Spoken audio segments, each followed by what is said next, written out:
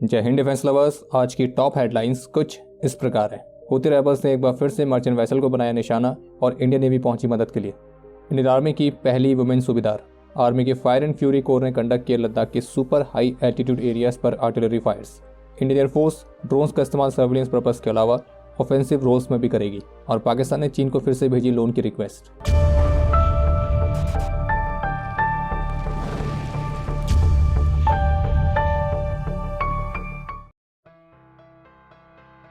कल 26 जनवरी को एक और मर्चेंट वेसल जिसका नाम है मार्लिन लुवांडा, तो इस पर हूती रैबर्स द्वारा मिसाइल से हमला किया गया है। और इस हमले के बाद कल रात को इस मर्चेंट वेसल की तरफ से एक डिस्ट्रेस कॉल इंडियन नेवी को रिसीव हुआ था और फिर इसके बाद गल्फ ऑफ अडन में तैनात इंडियन नेवी की guided missile destroyer INS Visakhapatnam को तुरंत ही इस मर्चेंट वेसल की सहायता के लिए रवाना किया गया। और इस वेसल के क्रू मेंबर्स में 22 भारतीय और एक बांग्लादेशी है। बाकी इस डिस्ट्रेस कॉल के रिस्पॉन्ड में INS विशाखापट्टनम ने फायर फाइटिंग इक्विपमेंट के साथ तुरंत ही अपनी स्पेशलाइज न्यूक्लियर, बायोलॉजिकल और केमिकल डिफेंस टीम को डिप्लॉय किया था। और इंडियन नेवी का कहना है कि वे मर्चेंट वेसल्स की सुरक्षा को सुनिश्चित करने के प्रति दृढ़ और प्रतिबद्ध हैं। और ये इस महीने तीसरा ऐसा इंसिडेंट है जब इंडियन ओशन रीजन के हिस्से के तौर पर इंडियन नेवी ने अपनी वॉरशिप्स को सहायता के लिए तैनात किया है। भारत और सऊदी अरेबिया की आर्मीज के बीच 29 जनवरी से 10 फरवरी तक पहली जॉइंट मिलिट्री एक्सरसाइज आयोजित की जाएगी। इस एक्सरसाइज का नाम है सदा तंसीक और ये राजस्थान में आयोजित होगी। और इस एक्सरसाइज का प्रमुख उद्देश्य रहेगा दोनों देशों की आर्मीज के बीच आपसी तालमेल को बढ़ाना और एक दूसरे के साथ अपनी बेस्ट प्रैक्टिसेस और एक्सपीरियंस को शेयर करना। इसके अलावा एक अपडेट यह है कि इंडियन आर्मी की ट्रैप शूटर हवलदार प्रीति रजक को सूबेदार रैंक में प्रमोट किया गया है। और इसके साथ ही सूबेदार प्रीति रजक इंडियन आर्मी की पहली वुमेन सूबेदार बनी है। और इस बात में कोई संदेह नहीं है कि उनकी जर्नी नारी शक्ति की अदम्य भावना का एक बड़ा प्रमाण है। बाकी आर्मी से जुड़ा एक अपडेट ये भी है कि अभी हाल ही में नॉर्दर्न आर्मी कमांड के ऑफिशियल ट्विटर हैंडल से एक वीडियो पोस्ट की गई थी जो कि इंडियन आर्मी की फायर एंड फ्यूरी कोर के गनर्स को लेकर थी। और इस वीडियो के साथ ये जानकारी भी सामने आई है कि आर्मी की फायर एंड फ्यूरी कोर ने लद्दाख सेक्टर के सुपर हाई एल्टीट्यूड एरियाज में आर्टिलरी गन्स की सफलतापूर्वक फायरिंग्स को कंडक्ट किया था। और इस वीडियो में आप आर्मी के K9 वज्रटी सेल्फ प्रोपेल्ड हाउविट्जर्स को साफ तौर पर फायर करते हुए भी देख सकते हैं।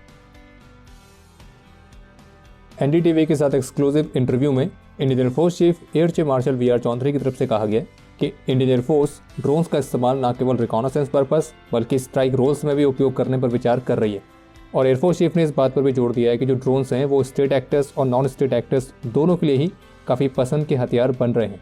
और इसलिए ड्रोन्स के इस पोटेंशियल को रियलाइज करने के साथ ही अब इंडियन एयरफोर्स ने भी काफ़ी बड़ी संख्या में ड्रोन्स को इंडक्ट करना शुरू किया है जो कि रिकॉनेसेंस और सर्विलेंस मिशंस के अलावा कुछ सर्टेन टाइप के ऑफेंसिव मिशंस में भी इस्तेमाल किए जा सकें। और उनको ये भी कहना था कि ऑफेंसिव रोल्स के लिए ड्रोन्स मेन स्ट्रीम में आ रहे हैं, तो इसलिए इस नई खतरे का सामना करने के लिए एयर डिफेंस कैपेबिलिटीज को भी इम्प्रूव करने की जरूरत है। और रशिया यूक्रेन कॉन्फ्लिक्ट ने हम सभी को दिखाया है कि कैसे ड्रोन काफ़ी ज़्यादा इफेक्टिव साबित हो सकते हैं और एक सस्ते से हार्डवेयर के साथ वे एक्सपेंसिव से टारगेट को डिस्ट्रॉय करने की कैपेबिलिटी रखते हैं। और उनका ये भी कहना था कि जो भारत है वो सभी टाइप के ड्रोन्स को विकसित करने पर काम कर रहा है जिसमें बेसिक से लेकर कॉम्प्लेक्स हर तरह की मशीन्स शामिल रहेंगी। और जबकि इंडियन एयरफोर्स के मेहर बाबा कंपटीशन को पॉइंट आउट करते हुए उनका कहना था कि इस कंपटीशन से हमें काफ़ी अच्छे परिणाम देखने को मिले थे और भारत की बहुत सारी स्मॉल इंडस्ट्रीज जो कि ड्रोन्स बनाने पर काम कर रही हैं, तो उन्होंने हमारे उन रिक्वायरमेंट्स को भी पूरा किया था जो कि हमने उस समय प्रोजेक्ट करी थी। और जबकि बड़े प्लेटफॉर्म्स जो कि अधिक ऊंचाई पर लंबे समय तक उड़ान भर सकें, तो इनको विकसित करने के लिए हम बाकी की इंडस्ट्रीज़ के साथ कोलैबोरेट कर रहे हैं। और बाकी आगे बढ़ने से पहले अगर आप यहाँ तक वीडियो देख चुके हैं तो कृपया करके वीडियो को लाइक जरूर करें। और अगर आपने अभी तक डिफेंस स्कॉट की सुपर ऐप को डाउनलोड नहीं किया है तो आज ही डाउनलोड करें और हमारे प्रीमियम मेंबरशिप में पाएं स्पेशल डिस्काउंट। बाकी डिफेंस स्कॉट की जो सुपर ऐप है वो एक ऐसा प्लेटफॉर्म है जिसे खास तौर पर सभी डिफेंस लवर्स की रिक्वायरमेंट को ध्यान में रखकर ही बनाया गया है। और इसमें आपको डिफेंस रिलेटेड कई सारी इन्फॉर्मेशन अलग अलग फॉर्मेट में मिलती है जैसे कि वीडियोज़, ऑडियो बुक्स और ई बुक्स। बाकी इस ऐप को डाउनलोड करने का लिंक इस वीडियो के डिस्क्रिप्शन में दिया गया है। जम्मू कश्मीर में BSF कश्मीर द्वारा प्रोवाइड की गई स्पेसिफिक इंटेलिजेंस के आधार पर सिक्योरिटी फोर्सेस ने एक जॉइंट ऑपरेशन लॉन्च किया था। और इस ऑपरेशन के दौरान LOC पर सफलतापूर्वक एक क्रॉस बॉर्डर टेरर मॉड्यूल को बस्ट किया गया है। और जबकि इस दौरान सुवर्ण संगठन लश्कर के 6 एसोसिएट्स गिरफ्तार किए गए और उनके पास से आर्म्स एंड एम्यूनिशंस भी रिकवर हुए जिनमें 4 AK-47 राइफल्स भी शामिल है। बाकी टेरर मॉड्यूल से याद आया, पाकिस्तान एक बार फिर से चीन के पास लोन की अर्जी लेकर पहुंचा है। और द एक्सप्रेस ट्रिब्यून के मुताबिक पाकिस्तान के केयरटेकर प्राइम मिनिस्टर ने चाइनीज प्रीमियर ली क्वांग को एक लेटर भेजा है और जिसमें उन्होंने $2 बिलियन के लोन का रोल ओवर करने की रिक्वेस्ट करी है। और पाकिस्तान ने चीन से जो लोन लिया था तो वो 23 मार्च को मैच्योर होने वाला है। यानी कि आसान शब्दों में कहा जाए, पाकिस्तान ने चीन से रिक्वेस्ट करी है कि उन्होंने जो चीन से लोन लिया था उसकी मैच्योरिटी डेट और आगे बढ़ा दी जाए, क्योंकि वो उसको चुकाने की कंडीशन में तो है नहीं। हालांकि वो बात अलग है कि पाकिस्तान की वो कंडीशन कभी बनेगी भी नहीं कि वो सारा लोन चुका दे, लेकिन एक बात जरूर कहेंगे कि पाकिस्तान की भीख मांगने का तरीका कैजुअल तो नहीं है, ये बड़ी सोफिस्टिकेटेड तरीके से लेटर भेजकर भीख मांगते हैं।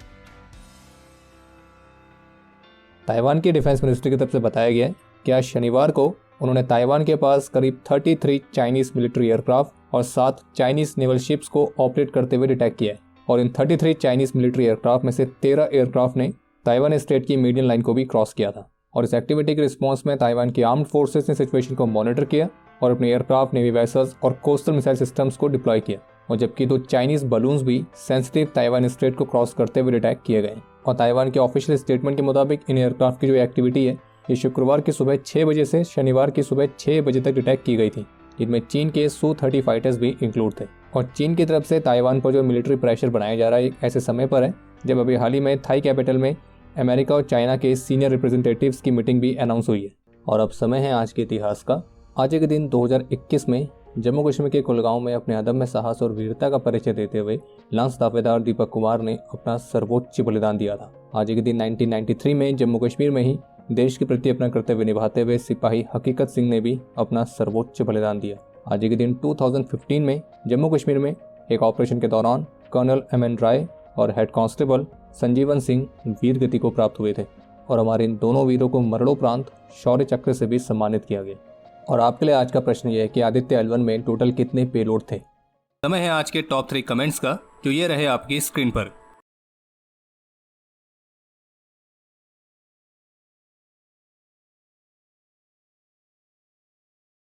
तो हमारे आज के इस एपिसोड के लिए इतना ही। उम्मीद है आपको एपिसोड पसंद आया होगा। पसंद आया तो वीडियो को लाइक जरूर करें। कोई भी सुझाव या सवाल हो तो उसके लिए कमेंट सेक्शन ओपन है। और squadin.in पे जाके नए डिजाइन्स को चेकआउट करना ना भूलें।